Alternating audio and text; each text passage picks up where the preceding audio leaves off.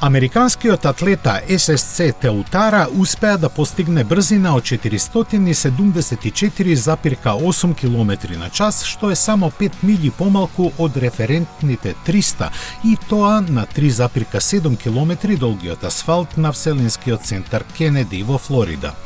Впечатокот е дека постигнатата брзина би била поголема доколку имаше повеќе простор за тоа.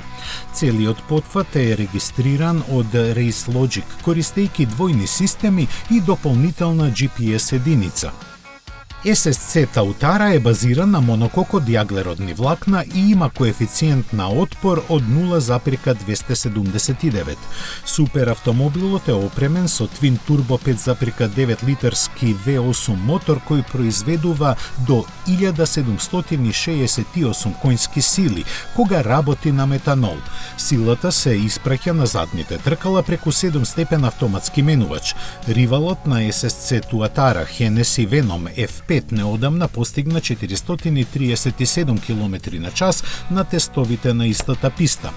Од Шведска доаѓа најава дека Koenigsegg работи на прототипот Jesko Absolute, кој е способен теоретски да постигне максимална брзина од 531 км на час.